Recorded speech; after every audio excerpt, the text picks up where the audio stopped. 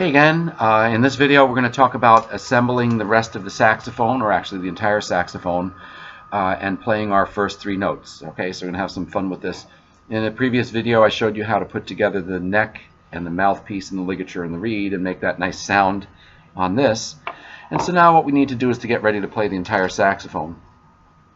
A very important part of this is what's called your neck strap. This goes over your head and it is adjustable. Okay, there's like a little buckle here. And I'm going to hold on to this part, which has like a clip on it. Some of these are designed with just like a hook. This is sort of like a clip hook, I guess you'd call it. If I pull this buckle downward, it makes the strap go longer. And if I pull the buckle upward, the strap gets shorter. All right. Now it's very important when you're playing, and you'll see this in a minute, that your strap is the correct length. If it's too long or too short, it makes it hard to play. All right, so now that I've got this sort of a middle length, I'll probably have to adjust it in a minute. So you'd want to do this, right? And then what you do is you grab your body of your saxophone. There may be an end plug in it. I've already taken it out on this one. If there's a little plastic plug, just pull it out. Okay, and you'll notice that there's a wing screw here, or a wing nut, I guess maybe is what it's called. And what that does is that's going to tighten when we put the neck section in. It's going to tighten to keep it from flopping around. All right, so now what I want you to notice, you see the wonderful saxophone, and we take the neck and mouthpiece section and we just place it inside the body of the saxophone.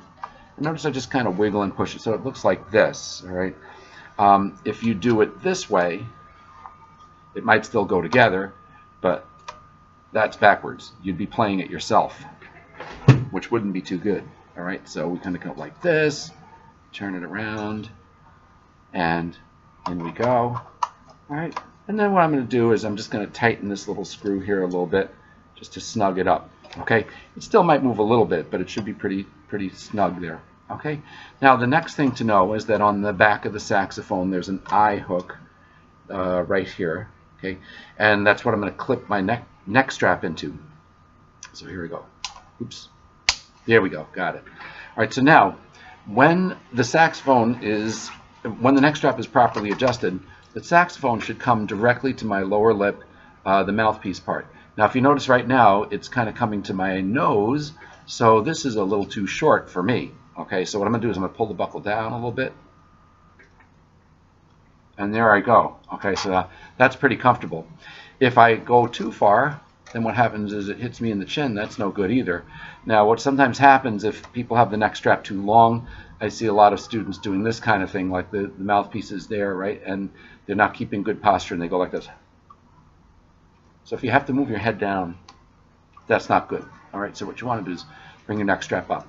Now one thing about the neck strap, they're designed to lock when there's weight on them, so you may want to rest your saxophone in your lap and pull the buckle up just to kind of get it to adjust. All right, again, when they have weight on them, they're really hard to move because they're designed to lock. Okay, so there we go. Good. All right, now I want to show you how to place your fingers on this.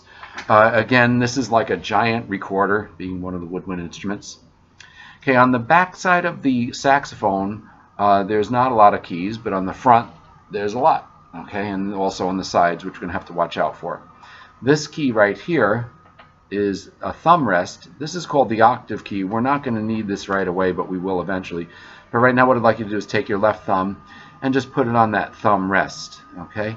Then what you do is you reach around with your index finger to the front of the saxophone and you place your finger on the first big key. All right? So now this is a little bit tricky in some respects because this key right here is an actual button on my saxophone, but some saxophones, instead of having a button there, it's like a teardrop shaped thing. If you got the teardrop shaped key there, it's really easy to see that you're not going to push that. But if you have a button, do you see how there's actually a key underneath this button? This button makes this key open up here. You don't want that. It'll sound pretty bad if you try to play that note. All right, so that's going to give us our first note. With your right hand, what you do is your thumb, right thumb, goes under this thumb hook. Right? And for right now, your right fingers are really not going to do anything, so just kind of let them hang, but keep your thumb under the thumb hook. Okay, and let's see, I'm going to make this neck strap a little longer. Okay. Now, just like before with the mouthpiece, what I do is I bring my lower lip in a little bit, rest the mouthpiece on the reed on my lower lip, All right, top teeth gently resting on the top of the mouthpiece. And then I'm going to play the first note, which again is this one, and that's called B.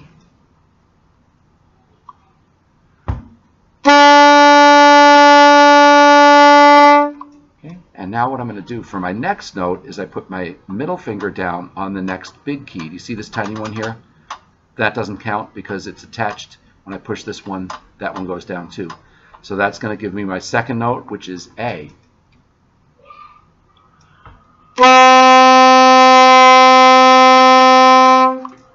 And then next finger down, 3 fingers. So I've got this one, and this one together. We got all 3 fingers. We got a G. Oh, let me try. That was pretty bad. Yeah. So there you have your first 3 notes, B, A, and G on the alto saxophone. Now, maybe I should just do this real quick. If you play the tenor saxophone, you're going to be doing the notes E, and the way E is played, octave key, 3 fingers like the G we had on the saxophone, plus the thumb on the octave key. Just slide it off of that thumb rest onto that octave key. And then in your right hand, oops, you're going to press this key and this key, but not the last one. So you're going to have 5 fingers in front. That'll give you the note E. That's your first note. It's going to sound just like the B did on the alto saxophone. Your next note is D. All you need to do is add this finger. So you can have 3 on the top with the octave key, 3 on the bottom, and that will give you the note D. Okay, and then your third note for tenor sax is going to be a C. And C is just played with middle all by itself and no octave key. So just take my thumb away and leave this finger here. Don't press this one, just this one. That gives you C. All right, hope you find that helpful.